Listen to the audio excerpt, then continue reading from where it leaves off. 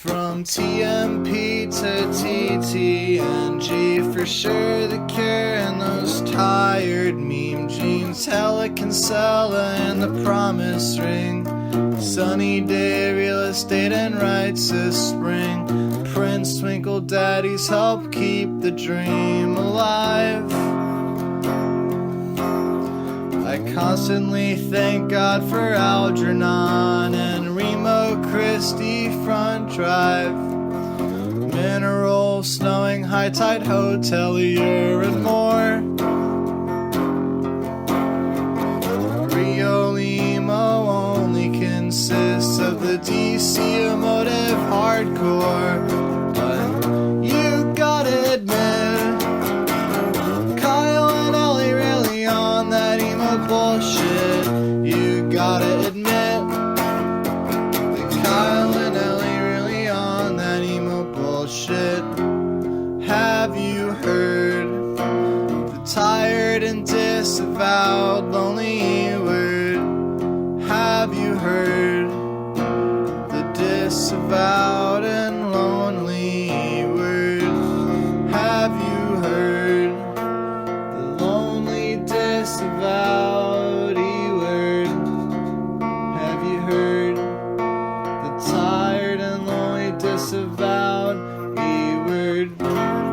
This is episode 50 of the E-Word, and this is the freshman class episode. And if I remember correctly, I think the first freshman class was our 10th episode. 40 episodes later, here we are with two past freshman class alumni and Ellie. Ellie, I'll start with you. What's up? Technically, I was on the first freshman class and the second, so I'm a two-time freshman class alumni. You're the principal. I'm the superintendent. You're the principal. No, I'm the dean of discipline. I smack all these bands back into line when they step out. It's rock and roll. You can't control it, Ellie. If there's one genre to which sex, drugs, and rock and roll does not apply, it's emo. So we are joined with 2018 freshman class alumni, number 3 of that year. We've got David from Charmer. What's up, David? Yeah, thank you. Hi. We didn't win. You are, at this point, you are number 2, I would say, because Michael Sarah Palin broke up, and now they've reunited. But I think that puts you ahead in the class. Does that mean Michael Sarah Palin is going to be on the next freshman class? And you've just heard the voice of Roddie from the number 2 of 2019, niiice. Howdy. Good to have you back on the podcast. It's been about 6 months. Roddie, you've already done this? Yeah. Your season. It was like the episode where like a bunch of people were like calling in and stuff. Yeah. Oh, that sounds fun. Except they never hung up. Yeah. You know, you just got to hang up on them. You're like, oh, thank you so much for the question. Yeah, and then we'd have to like restart the Skype call.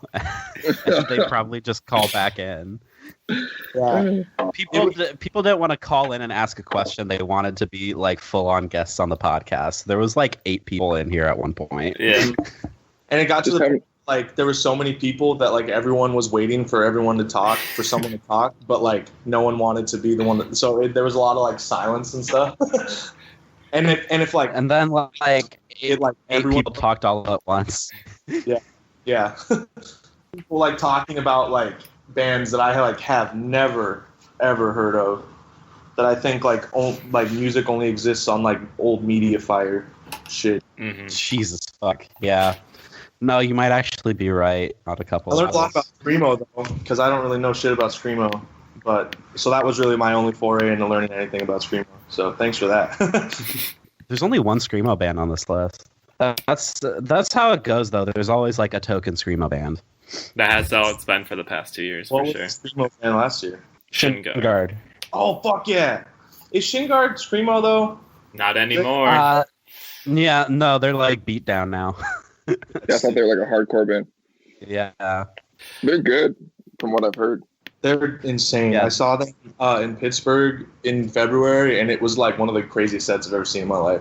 Yeah, they're fantastic. And then the Screamo band 2018 was See You Space Cowboy. Is that a Screamo band? Well, they're metalcore now. but they were part of the scram scene for a hot minute there. All right, so start off talking about Charmer for a hot minute. Charmer just put out an album right at the beginning of all this quarantine stuff.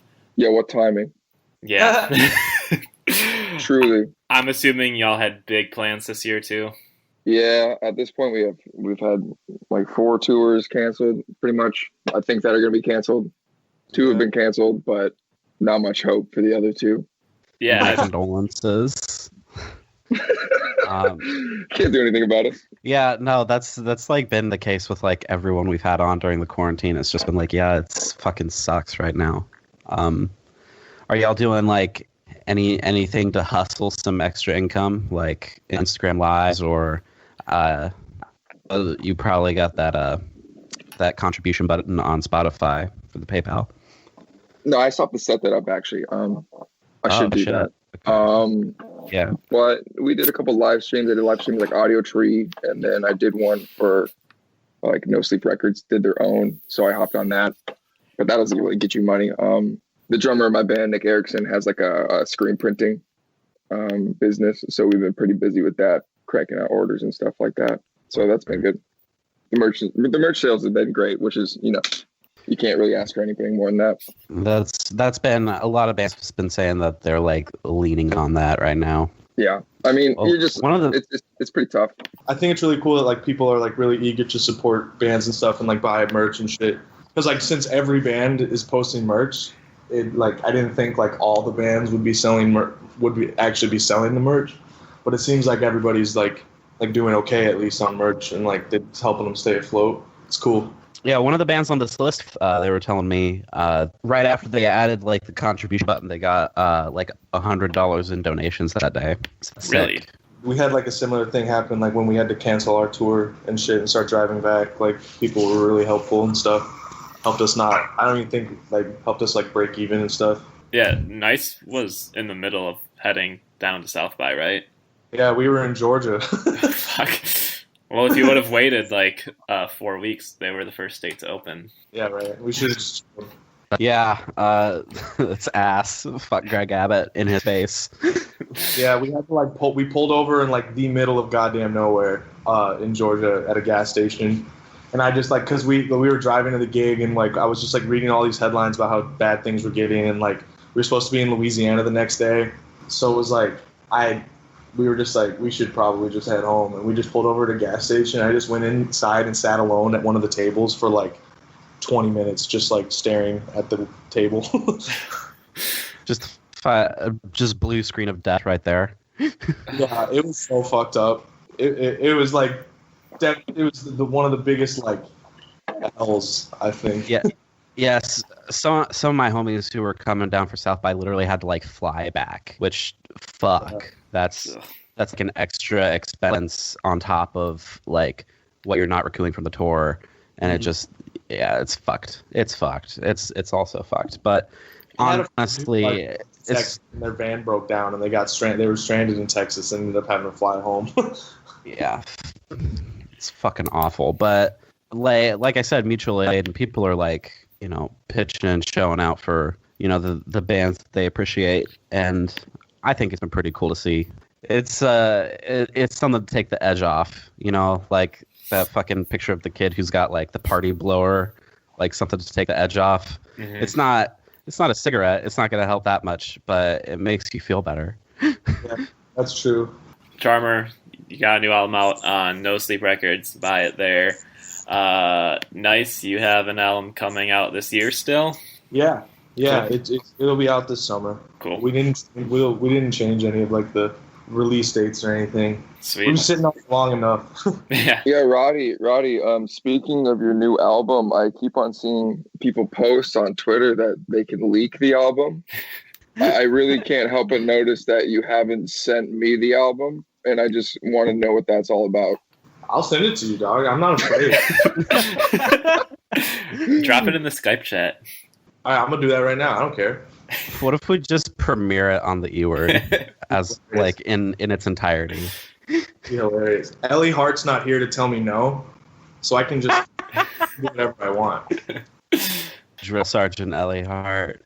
Cool shit plan. I'm so stoked to put it out. It's like I don't think I've ever been like super duper like proud of anything we've ever put out like this, like I am with this one.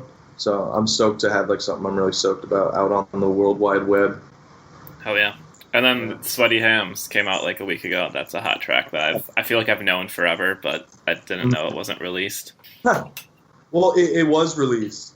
We put it out on a split like a year and a half ago. Oh, word. Okay. But it was like a split, and it was kind of hard to find on Spotify. So like people would like come up to us at shows and stuff and ask us what that song was.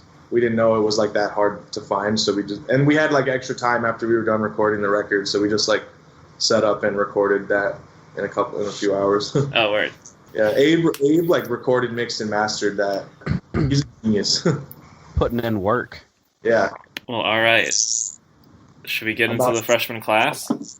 Yes. All right. I feel like we should explain what freshman class is. Past 2 years, we've done what Double XL does, which is they put some shine on 10 new artists. The parameters for a freshman is your newest material has to be 2 years old or less. So I got as lenient as March because I think I started compiling the list at March. So I think what's cool is like 2018 and 2019, like those freshman class artists have like proven to be like the bands that people care about a year later. Like 2018, we had Charmer, Retirement Party, See You Space Cowboy, Awake with Still in Bed, Commander Salamander, Origami Angel, Stars Hollow. Last year we had niiice, Pool Kids, Guitar Fight, Riley, Jail Socks, Shin Guard Closure, American Spirits, RIP, Ben Quad. Like, I don't know. This year, I think at the beginning, it was kind of like, well, who could this year be? That's how I felt about it, because I feel like a lot of the bigger bands are past or not eligible. What did you think, Ellie? I knew who the number one was going to be immediately. I was expecting number 4. I'm pretty pleasantly surprised by number 5. Not that I thought that number 5 didn't have a chance, but I'm pleasantly surprised to see them this high up. And number 10 and number 8, both I could see coming. But aside from that, it's a lot of bands that I think are like really on the come up right now. Like I think these bands are right before the level of hype that most of the bands in the previous classes were at when they got voted in, if that makes sense. But like they're right about to break into that next level. Yeah. So I think this is the year of this is like unsigned hype column, you know. Mm-hmm. Oh yeah, number 2 also. I definitely was expecting to see them on here. Yeah, there were like about 3 bands that I thought were shoe-ins. One thing that I'm surprised about the voting is there's a lot of Midwest on here. Like, yeah, well, as I said, yeah, Chicago is represented heavy, mm-hmm. or 20% at least on here.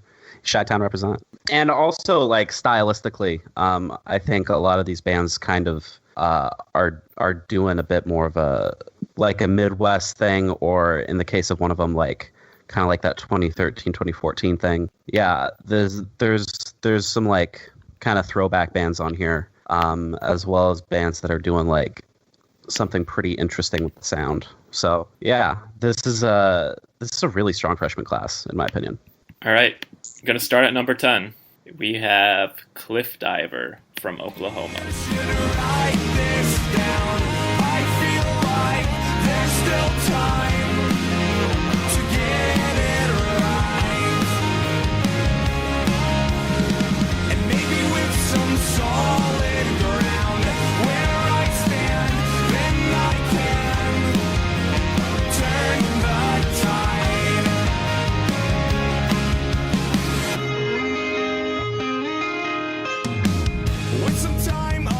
These guys are E-Word OG fans. We've been palling around with them for a hot minute here. But I think they're pretty good. You pointed out that they were kind of doing like a little bit of a Motion City thing. I think when they do like the heavy twinkle shit, they sound like straight up easycore. But like not like a rehashed sort of way, like in in a pretty innovative, easy core in 2020 kind of way. And they also write like pretty long songs. Yeah. For modern emo standards. They're like Yeah. doing like 4 or 5 minute songs most of the time. Yeah, like the hit "Lost in IKEA" is like almost 5 minutes long. Yeah, I thought they kind of have like a little bit of like whimsy to them. Like they seem a little like Almost like hippy dippy a little bit. Yeah, But like it's very charming. yeah. And Yeah, they're very likable band. yeah, and like all their stuff is like produced a lot. Like they have some big production to them, but it's not really overcooked. It's just kind of like filled to the brim with all like, I don't know, there's saxophone, there's synth, there's keys. Yeah. The saxophone. Yeah, they're really dynamic. That's what I noticed going through like a couple tracks and like with their production that they have going on. You know, it gives it a more polished feel. Yeah. I've seen this band name on Twitter. I feel like so much the past couple years, but I like never listened to them. I feel like they're very active on Twitter. I do like the little Zelda reference they had in one of their song titles. But with how their sound is so polished, and you know, they do add like the saxophone and keys and electronic drums and all that kind of stuff like that. You know, I think the whole Motion City thing is kind of spot on. You know, they got a lot of pop punk elements, honestly, especially with the vocal melodies. But yeah, that was my first time actually listening to them for the first time this morning. It's a pretty, I don't know, their discography is pretty, you know, a lot of depth to it. Yeah, there's a couple EPs, couple standalone singles. Yeah.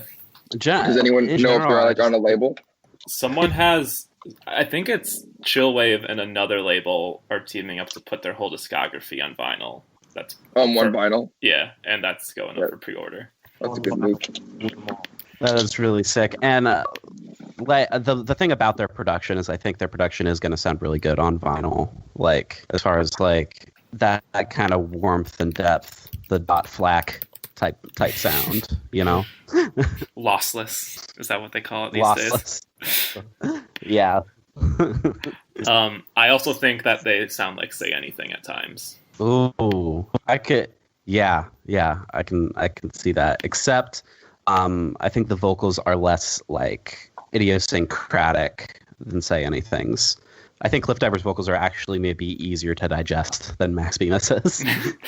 Valid. I've actually never heard a Say Anything song in my life. Wow. And I feel That's weird. I'm a big Say Anything guy. I mean, Is It Real Boy is one of my favorite albums ever. Honestly, as far as like getting into this kind of music, that was definitely a bridge. But I don't see that comparison. The thing about Is a Real Boy is that every song on that album is also like it seems like it would be too long until you actually listen to it, you know? Yeah. Like they also have like a lot of depth and progression in their song structures. So I can actually kind of see that comparison. Yeah, they rock.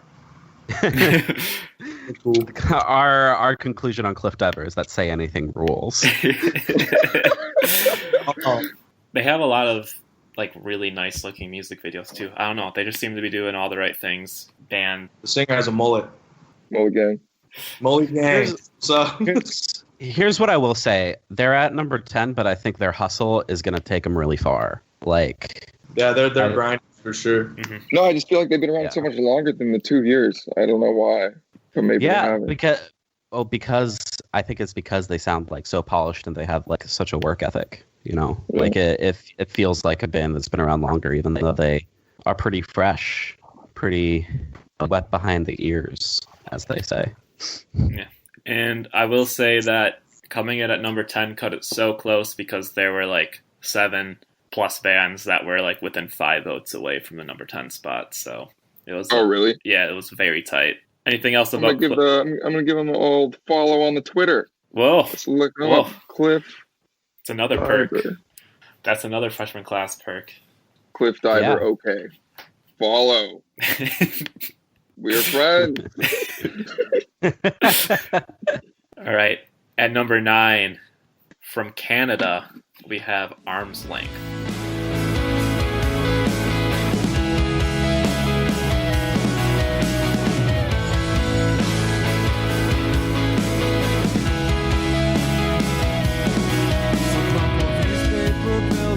Taint watercolor skies.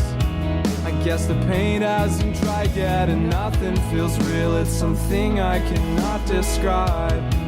It's just something I have dealt with, and all things come to pass. The sun is up. Okay, this was a surprising band for me because I've never heard of them, and then I listened to whatever their biggest song was, and they sound like a band that's been around for a minute. Yeah, Like, more like alternative rock, honestly. Definitely emo elements, but they could definitely get away with just like saying they're alternative band to not give them that emo. Like I feel like the emo tag limits bands a lot of times. For sure. I think they was like movements and a lot like those Yep. types. yes, Yep. yes. 100%. This was one of the two bands that I hadn't heard of, and then I listened to them, and they definitely are the band that's like that's pulling the most from like the 2013 2014 era of emo. They got very, very smooth production, like Oh, definitely. The recordings sound great. It really feels like they know their sound as a band already. It's very established in that sense. yeah, everything sounds very warm, very, very dry, and I think they also have that like the crescendo down, not like post-rock crescendo core, but like their songs definitely build to something, and you could say it's like the cliche thing where like they build to like the screaming climax, but it's all wrapped up in like a pop song structure, so it feels, I don't want to say conventional, but it feels like more like they just know how to write a fucking song, and that's cool. Yeah. So you'll never guess where this band is big in like what corner of the internet they're kind of big in, and I had to consult Chillwavve as to where they're popular, and they're popular in the Call of Duty montage video community. And I'm not making that up. What? That's like super dope. It's fucking epic. If If anything is worthy of the word epic, it's being big in the Call of Duty montage video community. Mm-hmm. Yeah, I would go so far as to say it's epic bacon to big in the Call of Duty montage video community. It's fucking biblical. Yeah, I like if there's any current emo this could be compared to, it's kind of in the late era Pianos Become the Teeth. Oh yes, like Keep You era. Yeah, just very clean, very dramatic, but like easy to listen to still. Yeah.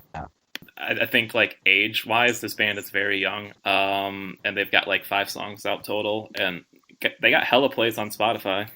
Racking views. Thank you for watching this Call of Duty montage video. Like and subscribe for more content. But yeah, I want to tap the YouTube market. I feel like that's something we haven't done yet. I just want to know how that happens. Maybe like a member of the band was active in that community, or they were friends with someone who was active in that community, and they kind of like plugged the music, and people liked the way it sounded over the footage, and it just kind of like snowballed from there. That's my hypothesis. All right, number 8, a member of niiice is actually in this band, and that is Thank You, I'm Sorry. The sunlight struck in my eyes. I curl up closer to my cat. He never minds when I cry. My silent scream is telling me that you tried to call 3 times. I won't return your calls, 'cause I've said it all, and you know I'm not that great at goodbye. Yeah, Sage was actually going to do the episode with me until we got the list back, and he was like, well, I can't talk about my own band. I respect the humility. Yeah. This was, I think, the first band that I suggested Kyle put on the ballot because I knew they were gonna. I know this band has like a growing snowball of hype behind it, but when I listened to their album, and this is the only band on this list that I think I feel this way about, I think I'm kind of like on the fence as to whether or not I consider them like straight up emo. Oh, they're not. They're new. They're like their coming up stuff is like not even close to emo. It's like indie pop, cool fucking shit, dog. It's like actually good music. It's sick. Actually good music. No, this was one of the bands that really like stood out to me. Even though there's only one song that's full band, listening to the acoustic songs, you could see how it could be fleshed out as a full band. Yeah, I think the imagery and the expression and like the lyrics, especially, Yeah. are really good. Really creates a story and gets you kind of like makes you like dive in a little bit more. I think the band has like a really high ceiling, and I saw that they were on Count Your Lucky Stars, which is cool. Hell So yeah. they're kind of on like the resurgence of that label, because that was a pretty prominent label in the early 2000s. You know, with like Free Throw and Brave Bird and Dowsing, and like those are the bands that I like ran into first that got me into emo music. yeah. So I think it's really cool, and I think it's definitely a high ceiling with that band. I just want to hear more recordings with a full band. Yeah, Abe is actually also sometimes in that band. I'm the only one that's not. And which is fucked up. I've asked so many times, Colleen, when am I gonna get to be in your band? But it hasn't happened yet. Maybe it'll happen after quarantine. But but yeah, like so Abe like recorded, mixed and mastered their record, I think that they have like in the vault, and like they've added like so much like synths and like extra shit. I just got the masters for it like a couple days ago because Sage just doesn't show me anything, but it's sick. It's really cool. I'm really stoked to see where they go. I'm really banking on them getting huge so they can take niiice on tour. The thank you, I'm sorry is my meal ticket. I'm just imagining someone like saying to you, "Thank you, I'm sorry," and you're just responding with "nice." Yeah, I saw the full band in January with niiice and Origami Angel and Short Fictions. That show was fucked up. But yeah, I can confirm that Sage and what's Space's name? That's our friend B. Yeah, both really compliment the songs really well. Yeah, they're dope. I'm really stoked about everything they got coming up and shit. Yeah, it's gonna be sick. One thing about the songwriting is I think like this style of music can kind of like lend itself to being like kind of sounding like too twee or too fragile, and there is like this delicate element to it, but it kind of avoids the cutesiness and like really cuts into like a level of emotional honesty that I think is I think it's something that you don't see as much with more acoustic driven or singer-songwriter driven bands, and I think that's really cool. Like this band feels very authentic to me. Yeah. So this band currently has an acoustic album out and a couple of other like demos. They have a full song called Cell Phone that came out on a comp just now, and I think they said at the show, but the full full band album should be out later this year. Oh yeah. So number 7, we've got Ogbert the Nerd. Everybody shut the fuck up! For once, I'm trying to make out the words that are flowing out of your mouth, but I can't make it out. Oh my god, it's here, and I'm not ready for it. Nothing will keep us led up to this. Say something beautiful, take it back and past, and I still. This is a band that's coming up in that Sun Eater record label gang world. I fuck with this one. What is that? What is Sun Eater? Sun Eater is a new record label. They've got like another band on this list, and then I think one other band. But they're all over Twitter. They're all over our emo and stuff now. I think it's all like East Coast run. Okay. First of all, the band name. It's a reference from 30 Rock, I think I saw when I searched them on YouTube. Damn, they're whipping out the 30 Rock reference. That's nuts. That's crazy. So they have they had the 3-song release, right? Yeah. Yeah. So there's tons of potential in that. I even think that it'd be beneficial for them to toss those stems of, the 3 songs and just have someone mix them a little bit more, because they're pretty good songs. But that quality will scare people away, and then it's not that they're bad songs. They'll listen to like 50 seconds of it and be like, okay, no. I was actually going to say, I really like how raw the production sounds. Oh, you do? Like, yeah, I'm into like the more. I also wouldn't call this a lo-fi necessarily, but I like that the mixing sounds like kind of messy. Totally messy. I actually listened to all 3 songs, because a lot of these I listened to like 1-2 tracks, but I think this band can do quite a bit, so I just want to hear more, really. I like that part in the first song on the EP when it's like, everybody shut the fuck up. That part's cool.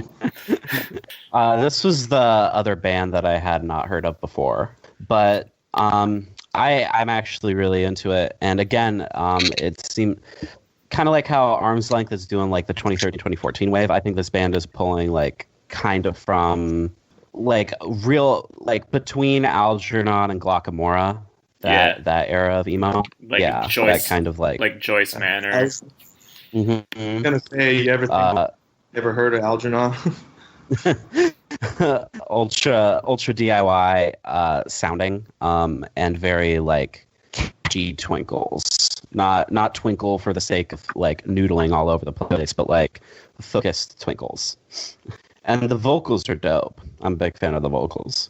Yeah, that's what stood out for me, is the vocals, and they do a lot of little cool, like, they had some group chanting, and they have really good, I don't know if you want to call them harmonies, how they layered them, I really enjoyed. Yeah. Group chanting is, I think, the best word for it, because it doesn't sound exactly like gang vocals. Like, it doesn't have it's not gang vocals, no. That shouty quality, but it's somewhere between that and like layered harmonizing. I don't necessarily know if like this band is like my thing, but they definitely got like a lot of potential and stuff. And like I think I agree with like David on like the production thing. Like I feel like if it was a little more like mixed a little more and just a little more finely tuned, it would really put it into the next level. So you're saying it's not your thing, but they do their thing well? Yeah. Yeah. Hell yeah. I just think they need I have no problem with like a messy recording. It's just that I just know how many people will listen to that and not even give it a shot because of that first impression. It's too common, really. It's such a polarizing thing, because some people are totally okay with the cell phone thrown in the corner of the room recordings and love it, and then some people just like don't like it at all. And some people just don't like to enjoy cool things. 100%. You hit the ball, David? What? Did you just hit the ball? I just hit a little bubby boy. Nice. Hell yeah. Yeah. Respect. I have nothing to do today. That's sick. Me neither. That actually like just made me think of something, is that I don't think there's very many weed emo bands on this list, or weed emo, however you want to describe that particular subgenre. Like It's not a subgenre. It's just they either talk about weed or they don't. Yeah. I guess I just mean that stuff. There's I feel like there was a way. I personally hate that term. I personally hate to sing about weed. Oh, do you, Roddie? Yeah, I do. Yeah, you hate that? Yeah. I can't decide what the new album. It's insane. It's insane. There's the whole gang vocals part that's like the joint's not burning right. I'm stoked about it. I can't decide whether I like weedmo more or less than the term bummer punk, because both of those terms kind of like gross me out in different ways. Okay, you gotta. Okay. If you don't either of them, you don't gotta use either of them, though. Yeah. Name. Okay, just help me out so I can classify it. Name like 3 to 5 weedmo bands. Kyle, I need your help because I kind of avoid weedmo. Riley. Okay. I've never listened to that. Do you think mom jeans are weedmo, or have they kind of do you think they're starting to drift away from that? Because they definitely were like the epitome of weedmo. Miley weedmo, you gotta call mom jeans weedmo. Okay. Yeah. Mom jeans. Mom jeans. Yeah, mom jeans is weedmo. Is niiice weedmo, or are we just a band that likes weed? I think you're just a band that likes weed. Honestly, I think it applies more to the fans than it does to the bands themselves. Yeah, honestly, yeah. Yeah. Culture around the band, or not culture, but like the vibe. Number 6, back in the Midwest, Arcadia Gray from Indiana. Don't know how to say this, but I want my shit back from your dorm room.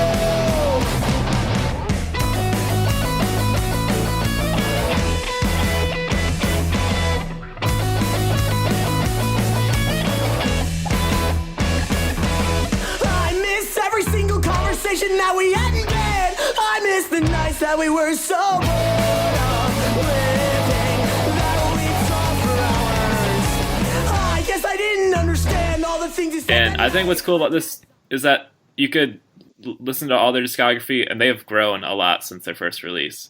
They have a short recorded history. They've got, but they've really refined their shit. They have like a lot of releases too. Yes, I was gonna say that. I think because they just like keep pumping out like little spurts of songs that they keep like pushing themselves harder every time that they record. And you can definitely hear it in the vocals, which I think Arcadia Gray might have like one of my favorite vocal performances on this entire list.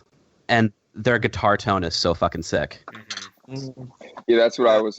That's what I really picked out is the guitar tones. It just sounds big and thick. I listened to their last release. It was like orange on the cover, I believe. Konami Code or whatever. But the one thing I noticed listening through it, I thought like 3 songs in a row were the same song because like the lyrical content was like the same. Like it was still about the same thing. So I don't know. Like I didn't listen to the whole album. I don't know if it was like thematic throughout. I'm not a huge fan of the lyrics. I kind of tuned the lyrics out while I was listening. Kyle, didn't you say that you thought they were best when you could not understand the words? But no, it was like I was like love listening the to the first song and I was like, okay, and then the second song, they literally, I think they said the same like line in it, and I was like, oh, so it was just it's a continuation. Maybe it's a concept record. Yeah, have you ever thought about it? What's that? No, I really haven't given much thought about that, Roddie. Thanks. I mean, like, someone broke his heart, so that must be what the whole album's about then. I think this band like has a lot of potential, and I feel like they're gonna blow up in the next couple of years. They sound very fine tuned. Like they sound crisp. They're cool. Yeah. We played a few shows with them, and like they're really dope people. I really like hanging out with them. Whenever like their sets are just vibes. Like every time they play, like vibes are just on. Which is all you can really ask for these days. absolutely. The first thing I thought when I listened to them was like, Sparkle Punk's definitely not dead, because they got that, like, I don't want to say party emo because I am not a huge fan of that term, but they got that like half upbeat, half melancholy vibe down. And they tagged themselves as Shine Punk. I saw that on their Bandcamp. They're pushing into 8th wave emo. We're not even there yet. I hope emo doesn't get to an 8th wave. Oh god. I thought they kind of have like the early Prince Daddy levels of like catchiness and songwriting, like where their songs have like a lot of chords. I feel like they don't just stay in like the same area the entire song. I think that they like travel a lot. And Yeah. I think that it kind of sounds like Adult Summers era. They definitely like fit that vibe of like new emo that like isn't really emo, but it has like twinkles, but then it also has like all these like elements from like everything else that kids listen to growing up and shit. It's dope. Yeah, well, what we were talking about in the last episode is post-emo. That term has been used like so many different times for like so many different types of bands. But that's kind of what people are calling like this kind of newer wave of stuff, like a band that's also on this list, or Origami Angel. I don't think I'm ever going to call a band that ever. Well then, Full band what? Post-emo. Post-emo? I don't even know what that means. anything else for Arcadia Gray? Dope band, dope people. Hell yeah. So, halfway through the list, at number 5, we have For Your Health. Good grief.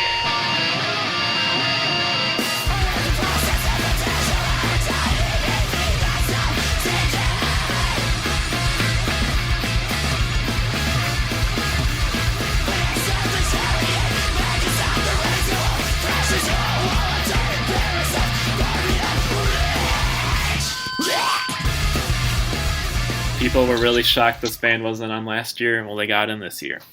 This was my favorite of the group, actually, by far. Yeah. By far. I love the vocals. Their guitarist is just crazy innovative and like adds so much depth to the songs by not doing too much. You know, it's like very tasteful. I was super impressed with this band. I never heard of them until this list. Hey, David, do you know what band their guitarist used to be in? No. Arrows and Her. Okay, this makes sense. Yeah. I didn't know that. Yeah. It totally makes sense. Okay, so yeah, this band was my favorite of the group. I don't know, I haven't heard a Scram's band that like captured me in a while. Yeah, and they're did also my favorite band on this bracket. Everything about it is good. It's like manic and fast paced, and it's refreshing, honestly. Yeah, I think maybe part of the reason that they didn't get on the list last year is because they did a split with Shin Guard, and Shin Guard made the list because they also put out like a full length, so they just had like a bit more hype at the time.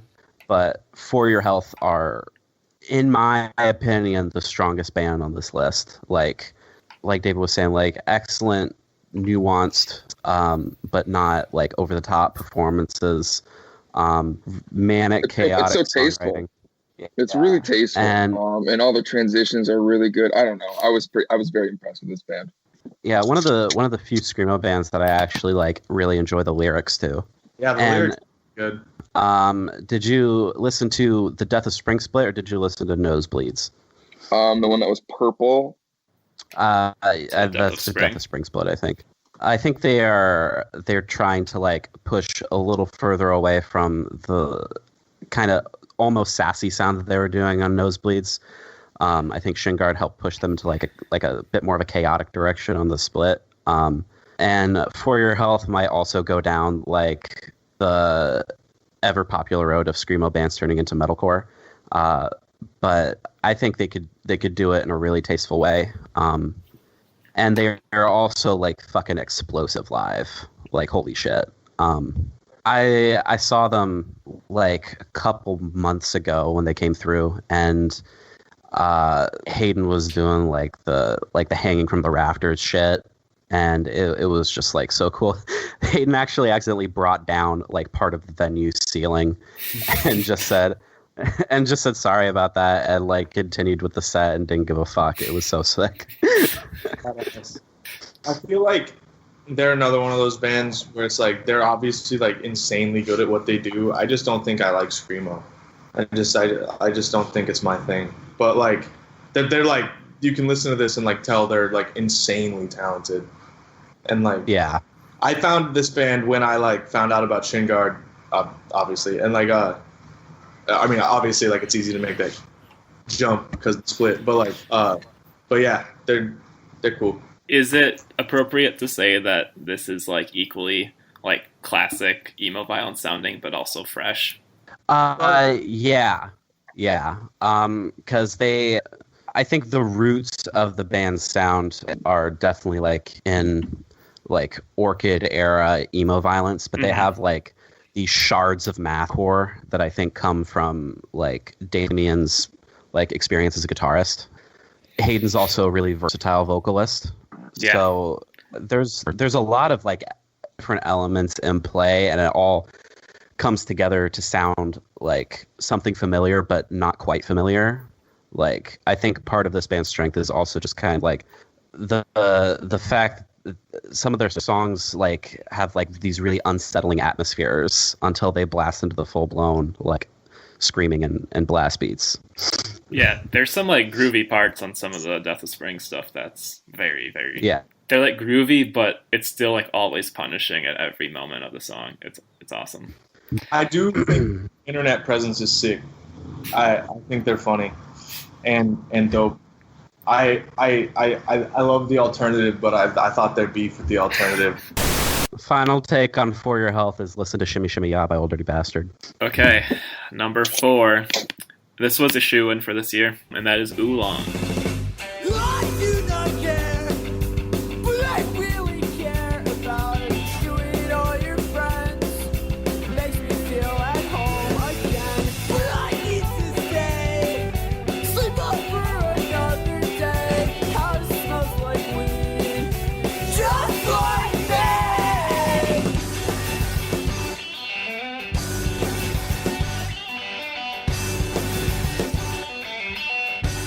The new album that our emo knows about because everyone was accusing them of astroturfing and telling their fans to spam our emo. That's the shit I've ever heard in my life. Like, Did the band with like sub 1,000 monthly listeners of like buying posts on r/emo. Like, I swear to God, people on the internet do not think at all before they post things. Yeah, whoever posted that must have been in their basement, in their grandma's basement, Right? cookie crumbs on their stomach, just typing away. They're buying corn. I do love a good like hose mad scenario. So I was like, oh yeah. It's almost to the point where it's like if you post your band on our emo, people get mad at you just for sharing your music on a place where people that gather to talk about the genre post Oh music. my fucking god. People got so fucking mad at Closure just for saying that they have like a tour coming up or like an album coming out. Like there was some kid who kept posting, how fucking dare you steal the name of this band that 3 people have heard of from the late 90s. I feel like the DIY scene no longer cares about r/emo. I think it might have had some influence for a couple years, but now it has entirely moved to Twitter and Instagram. Like, you're better off like avoiding r/emo entirely. I posted on r/emo when Sweaty Hams came out, and then I like made a tweet about like I was just talking shit on r/emo, and like someone on there found the tweet and was like, "It's not very nice of you. Like you're posting your music. If you're posting your music here, asking us to listen to it. Like if you don't like us so much, don't post your music." Like I was like, "Okay, bro, chill." It's not that Damn, Roddie, why would they expect you to be nice? right? Exactly. Ooh, that's funny. That was a good one. Thank you. Yeah, what do you think about that one, Roddie? I'm Not not. even a laugh. Not even a giggle. That's what I think about it. I'm not afraid to ruffle feathers. I'm shooting from the hip out here. Yeah, honestly, I dare you to ruffle my feathers, dude. I love a good non-traversy though. So Oolong's I good. got low-key one time. Oh yeah, we're talking about Oolong. Oh yeah, Oolong. Oh, really good guitar work on this album. Yes, absolutely. The Really riffs- good guitar work. Songs have a lot of depth and a lot of good composition in the transitions and different sections of the songs. Miller's High Life stood out to me as far as tracks go.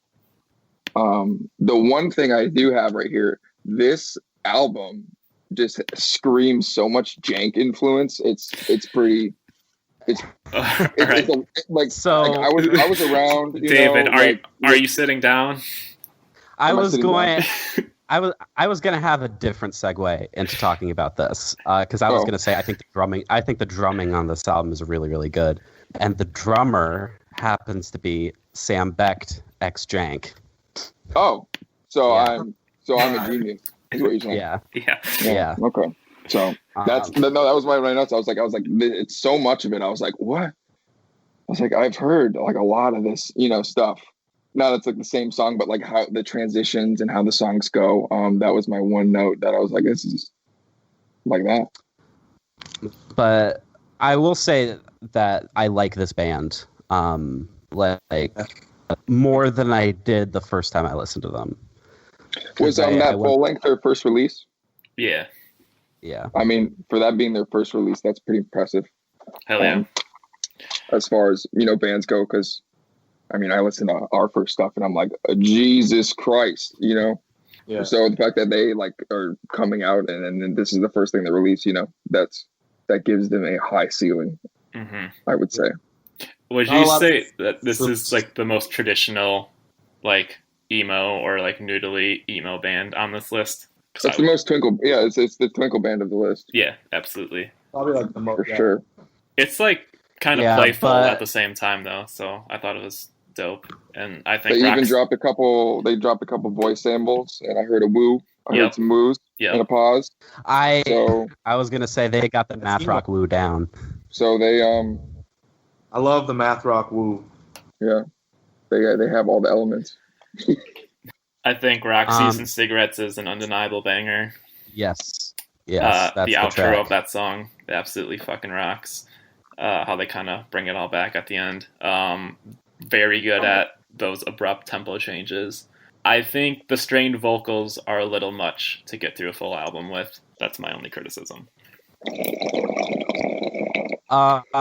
They got the Matthew Wonky songwriting down. I actually like the vocals. And I think actually what you were saying about Ogbert the Nerd, that like a more fast-paced, like punky type of emo band. I think Oolong has that just in like more of like a mathy, like complex songwriting direction. Yeah. All in all, fuck r/emo oolong forever. You know what I'm saying? All right. Oolong, you can get them on that. They got tapes up on that Sun Eater Records, Bandcamp, and all that stuff. Number 3, my favorite band on the list, Carly Cosgrove.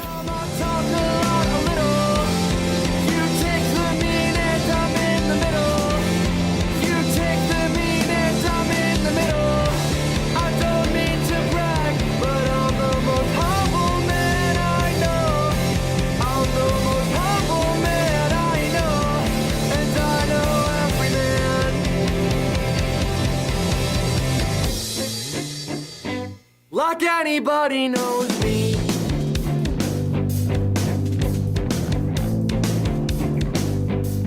This band is insanely cool. So Okay, good. where did this band come from? Billy. Philly. Because I've heard so much about this band in the past like month after not hearing about them ever. I think that's the same thing for me too. The other day for the first time, and like once I heard him, I was like, damn, it's kind of cool. I did know 3-piece, correct? Yep. Not a lot of lead guitars in their songs. The song structures are great, really solid, Mhm. and their attention to detail is really good. I like. I mean, they're catchy. If they had added some leads to this, I think they would really, fly. Because I think it looks like the guitarist also probably sings. Is that correct? Yep. So I mean, he can only do so much. I think they're one of the stronger bands on the list as well. Not too much out though. Where they have like 2 EPs. 2 EPs and like a single or something.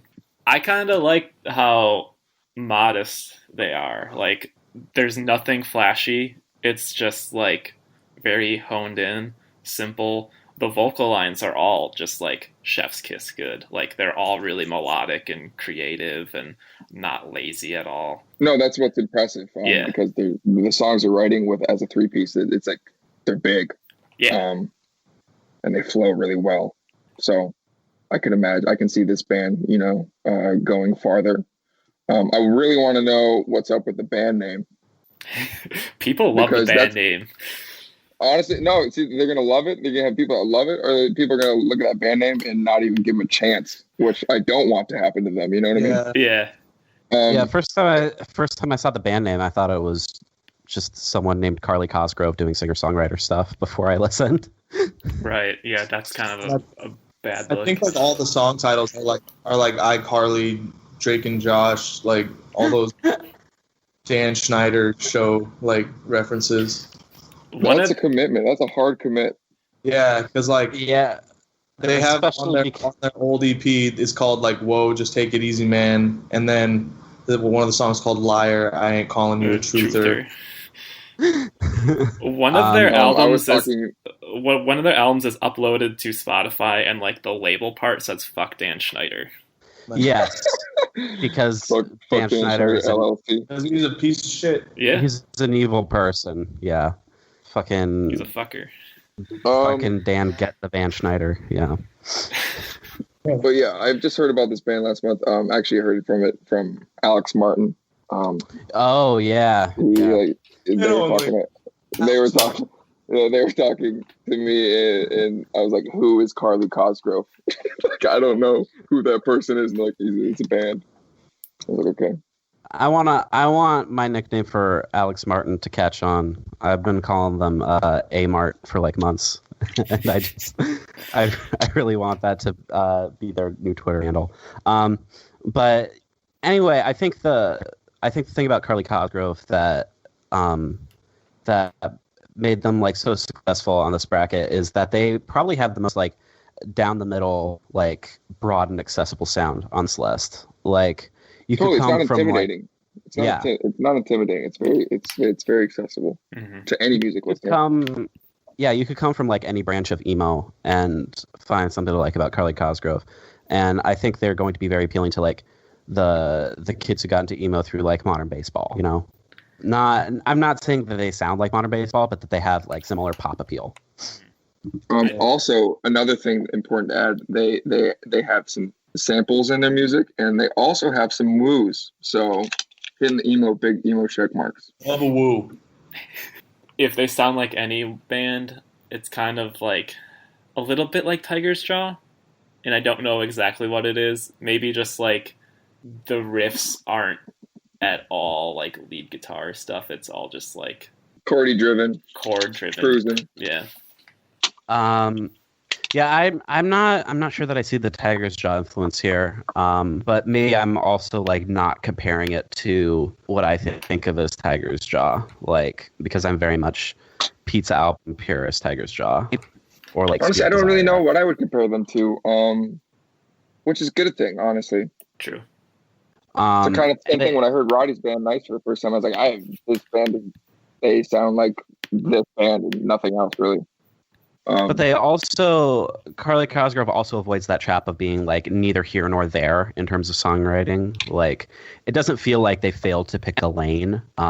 It just feels like they picked a lane that is in the middle of a lot of different styles. Yeah. I'm excited to see what they put out next. I think like they definitely like sound like a lot of bands, but like not too much like any of them, to make it like sound like they're like ripping anything off, you know, which is fine. Everything's been done before, so everything sounds like something. Mm-hmm. Yeah, there's only so much you can do with it. Tom Morello would beg to differ. Yeah, I mean, he can do whatever, but me, I guess. Okay. Any other thoughts on Carly Cosgrove? Cool band. Huge potential. I would like to play gigs with this. Excited to see what happens with them next. Ian Cohen likes them. Damn. Ian Cohen. That guy. Number 2, Hospital Bracelet. A definite shoe-in. I don't really know if I wanna overdose. Maybe I'm just constantly scared of being on my own. A head without the thoughts. I think that's what I need. Maybe I'm just too messed up to succeed. Please, please, please get me sober.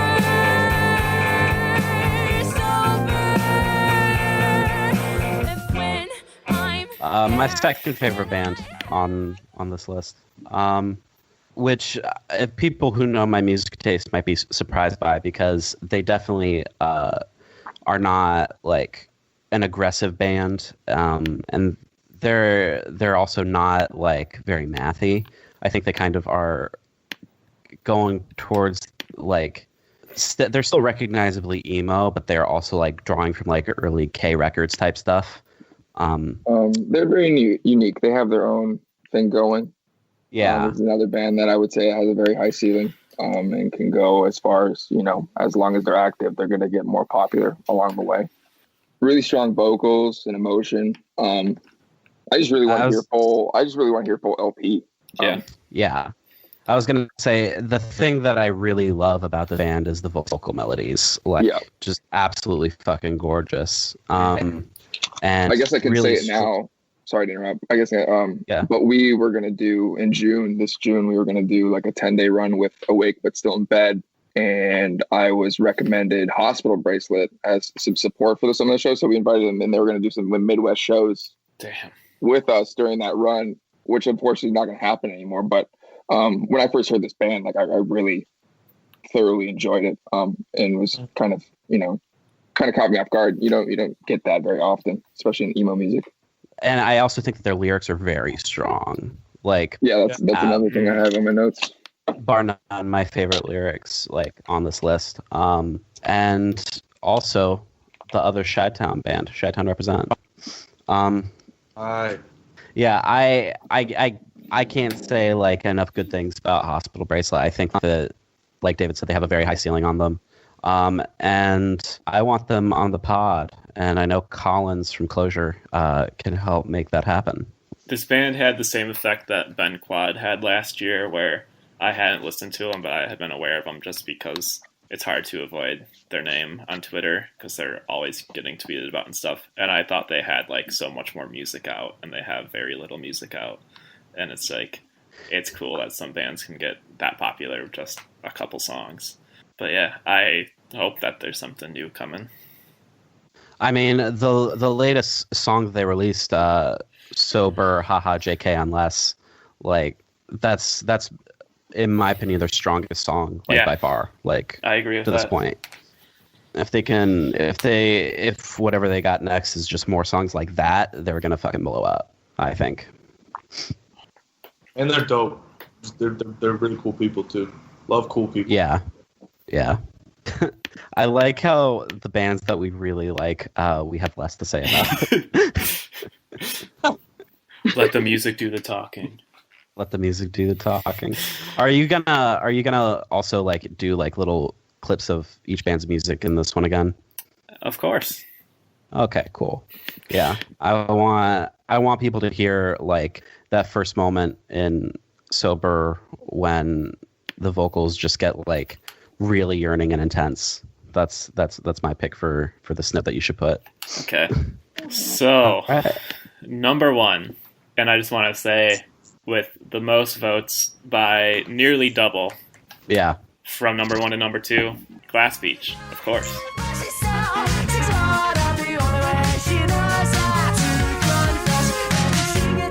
Shut the bedroom door behind her. She stands right beside her. She's trying to get her head on straight. Walks out of the bedroom, then cracks, nail polish, she performs the Illuminati. She laughs so hard, I watch her lose her balance. Follow her backwards, the elsewhere. But so believes, but she'll never leave her bedroom. In this bedroom, go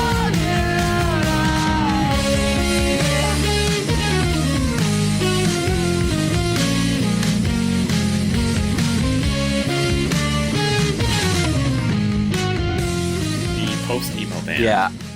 The Run for Cover Money band. You're going to have to tell me what post-emo means. Well, okay, so if you had to put a genre on Glass Beach, what do you think that they are?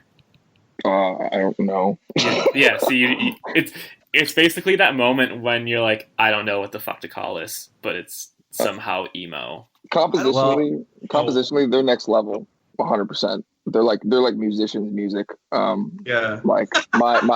Like my brain does not process. Like I could never come up with the compositions that they do. You know, it's one of those things where I'm just like, oh, we're really, really pressed with every track. There's something in there that I'm just like, oh my gosh. The fact that that's their debut album is incredibly impressive. I'm trying to think. There's one song on it. I'm gonna look it up. Yoshi's Island. That was probably my favorite out of all of them. But I didn't really run into a bad song. I was also surprised that they're considered an emo band. I don't know. They're really big in the emo scene. Okay, so I guess here's how I kind of described post-emo when we talked about it last episode. But you know how post-hardcore is like bands that came up in the hardcore scene or have members who came up in the hardcore scene, but the music maybe well-rooted in hardcore is kind of like pushing a lot of different boundaries and pulling in like a lot more interesting stuff and more varied influence. So you can't really call it hardcore, but you can tell like the roots are there. Okay. Just that, but replace hardcore with emo. Makes sense to me. So It's the most I impressive think record of the list, like band of the list. They're the most impressive. It's extremely memorable.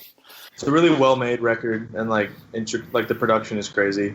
I think because the first time I listened to it, I was in the car, and I actually got like really bored.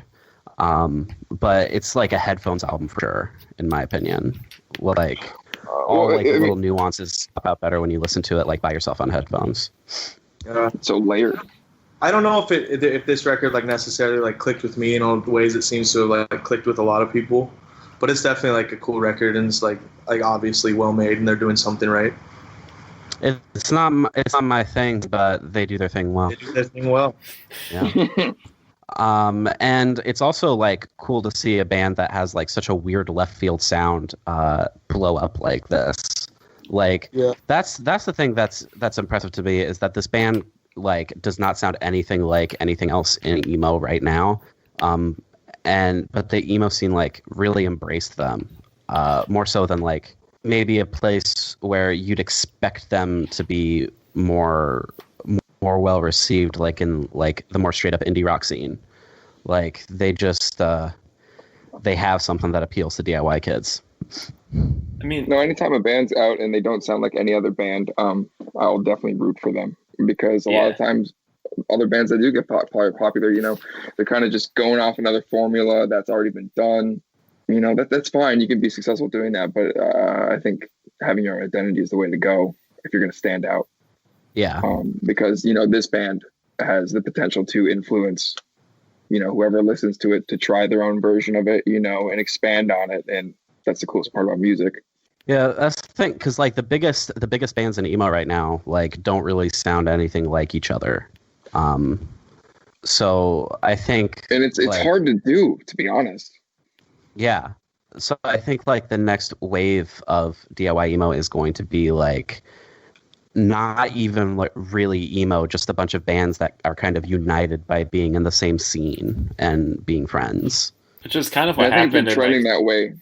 Yeah, like in 2015, like say what you will about Pine Grove right now, but like at the time, like the fact that Pine Grove was touring with like The World Is and Into It Over It was just like it was so fucked up, but it was at the same time it was cool.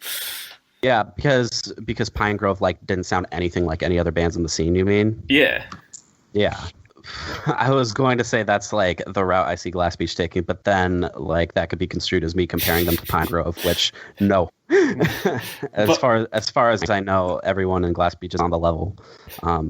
Glass Beach and Jeff Rosen's stock would be a great bill, and I think would actually sonically make a little bit of sense. Just catchy, frenetic, anxiety music.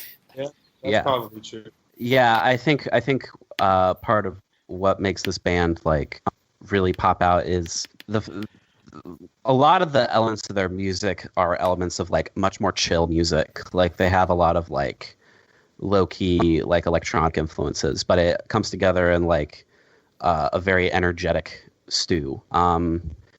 And personally, I don't know if like the production like really complements that as much as it should. But that's just me. And I'm clearly like in the minority thinking that. But I think the production to me sounds like a homebrew. What I'm really curious of is how many renditions of these songs existed before whoever wrote them chose, you know, how to present them really. Yeah. Because the layers to them are so dynamic, and you can make them full out, you know, guitar songs if you wanted to. But the amount of depth and the instrumentation, there has to be so many versions of every single song before, you know, they decided to release what they did. And I don't know, it's definitely musician's music. Like there's just so much you can get out of it, and there's so much you can catch, and it's pretty impressive. I think what's interesting about that is that Glass Beach like tweeted out the stems for the album because they wanted people to make remixes of it. Oh, did they? Yeah. That's actually really tight. Yeah. That's cool. And it makes sense for like that kind of music where it's just like it can go any way, like you just said. Claudio a while back hipped me to let's see if I can find the text because I gotta scroll back hella. there is a rapper who made like a hook out of a Mom Jeans song. And the song is just called Mom Jeans. I think the sample is from Edward 40 Hands. Pistola and Packy Marciano. I'll put it in the show notes. Oh yeah. Like, I just think that it started off just like someone uploading their music to Bandcamp, and it blew up. And it blew up because like there's hardly anything that sounds like it, and it's well done. And I think that's always the best case scenario. Is like you don't. I mean, people say like the Brave Little Abacus got big because people just kept repeatedly posting their album to like 4chan or something, or like Mew. Yes. That's the thing. Like Brave Little Abacus are vastly more popular now than when they were actually around. Yeah. And they kind of got like, oh, this is a hidden classic kind of cash. But Glass Beach is getting big because instead of it being like a hidden classic that people found after the fact, it's like, oh, this is some weird music that feels very unique. It feels very something like that speaks to me personally, but it's active right now, and I can help spread it. Yeah. And the group just kind of like, they were faceless for like the longest time. Like no one really knew like who the fuck is Classic J and stuff like that. And I think that was a kind of cool part of discovering this band too. Did it blow up organically, or did they get like a good plug somewhere, or did someone notable write about it? Or no, I think it. I mean, Ian Cohen wrote about it. Yeah, but like that'll help. It was for the longest time, I think it dropped. Hold on, I'm gonna pull up the Bandcamp. May 18th, 2019. Oh, so it's been out for a minute. Yeah. So I must have saw when Run for Cover pressed it. Yeah. Okay, so I was under the impression it came out whenever that was. No, that's awesome for them, honestly. Yeah, so, okay, I found the stuff. Okay, so this came out in May 18, 2019, and Ian Cohen published the first Glass Beach interview on November 13th. So, like, yeah, it's pretty tight how, like, this album really did have, like, this whole organic thing, and then people are finding out about it. Fuck, there was the Anthony Fantano review somewhere in there, too. Yes. I don't know. Yes. Oh, that happened? Yeah. What did fans give it? That man has so much power. He could literally help any sick band that's like not notable yet and skyrocket them. Yeah, and he's like, I'm just a guy on the internet. Like, you shouldn't get mad at my opinions. And then he'll shit on some DIY band. Like that would like break this band's fucking career. Like when he shit on Callie Cousins, I was so pissed off. I was like, Jesus Christ, you're like the biggest music reviewer in the goddamn world. Would you chill out on this band that like is just grinding? Wait, he said something bad about Callie Cousins? Yeah, he did like I'll review your music type deal, and then like Callie Cousins posted a link, and he like used it as a catalyst to like shit all over emo and screamo and like the mixing of genres and stuff, and like don't explain me, kid. Yeah, it was wild. I thought Distant Relatives was one of the most fresh albums to come out in the emo genre in the past 5 years. Yeah, I'm like a huge Callie Cousins fan. Yeah, I'm a huge Callie Cousins fan. We lived in Rochester for a hot minute, and that's one of the bands we became close with during then. And that was before we even released our first LP, you know, like early on us. I have nothing but great things to say about that. But it was just like, it's just like he just like punches down for like no reason.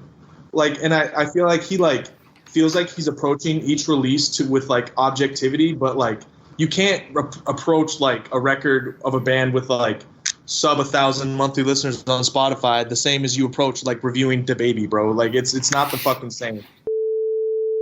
Also, the Glass Beach review from Fantano came out in December last year, so that was even after the Ian Cohen stuff. So, I don't know. No, it's been great for them to get that recognition. It's awesome. You gotta root for those bands in your community. I agree. Yeah. You know, because they're gonna be the voice of the genre for a larger scale audience that a lot of these, you know, smaller bands have not had the chance to, you know, expose themselves to. It's really hard to get your music out there. It's true. It's just really hard. I mean, for someone to just be doing their normal day routine and see a band's name on the internet and then actually click it that they've never seen and give it a chance. Like I don't do that a lot personally. hardly ever. So anyone that listens to your band, you have to be thankful for that. Yeah. Honestly, I think having Jay on this podcast would be a good insight into how this all happened for them. Yeah. But yeah, that's our Emo Freshman Class for 2020. Did you want to do the honorable mentions and shit? Yeah. Or was there anyone that you were just kind of surprised didn't make it? For me, I was expecting Virginity to be on this list. Yeah, that band's cool. Yeah, that is surprising. Because they just signed to Smart Punk Records or something like that and have been fucking with the Dikembe crew in Florida and stuff, and I thought they had enough win in their sales to put them on this list. A lot of the bands that I was wanting to see on this list ended up not being eligible, like Record Setter or Khaki Cuffs. He was an artist. She was a carpenter. Yeah. Are they not eligible? I thought they just. No, they have like a demo from like 2015 or something. Oh shit. Okay. I think the one that I thought was going to make it was Snarls from Ohio. They had something from early 2018. But isn't it 2 years? Yeah, but Kyle said the cutoff in March. Yeah. Oh, damn. I knew they had the 2018 EP. Yeah. But no, it was like, damn. Yeah, that band's sick though. I love their new record. I thought maybe Weather Day was going to make it, but I think they got added to the ballot too late because we replaced them over Listless because people were telling me that Listless wasn't screamo, that they are just hardcore.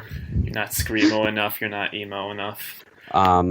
Also, Diana Kralls would have been cool to see on this list because they are one of the most unique screamo bands going right now. But so it goes. Just some good newer bands that I found out because of this list. That would have been nice to see, but they have more years ahead of them. That Guac band from New Mexico. That band is so sick. Also, another one of those Sun Eater bands. Yeah, that band is tight. I got hip to Palette Knife, who are also pretty sick too. Mm-hmm. I was kind of hoping Dad Bod would sneak in there, but they only got 2 songs out, and I kind of just wanted them in there because Minneapolis. But the band is sick, and like hopefully in the future they make it. I don't know if y'all have heard that band, but they're really cool. Y'all should check out Dad Bod. It's like slowcore kind of emo shoegaze type stuff. Are they on that like Horse Jumper of Love Wave? I don't know. They're just cool. Oh, okay, word. Yeah, they're one of my favorite bands that's come out the past couple of years. They got like 2 songs out right now, and we played a couple shows with them, and like they're just like insane to see live. They got 1,000 followers on Twitter. And 2 songs. That's tight. Yeah, I think like they got added to some sick editorial playlists and shit when they put out 2 songs. So like they got significant bumps from those, which is dope. I'm stoked for them. I think they got like slowed down on recording because of the virus, but I'm stoked to see whatever they got cooking up next. They're so cool. Like with the 3 guitar players, it's like some of the parts they do is just like out of this world.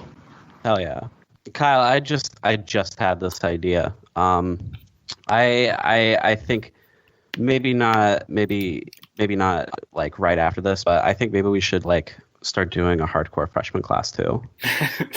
Should we be the ones to do that? I think we need to work on expanding our brand. So, okay, I had an episode idea yesterday that I think you would kill at, which is doing an emo kid's guide to getting into hardcore. Yes, I would fucking love that. Holy shit! Like, and it could be like hardcore for like Twinkle Dorks or something like that. Just like what bands, and not just make it emo core, but like, hey, here are some things that you like about emo. Here are some hardcore bands that have same tendencies or something like that.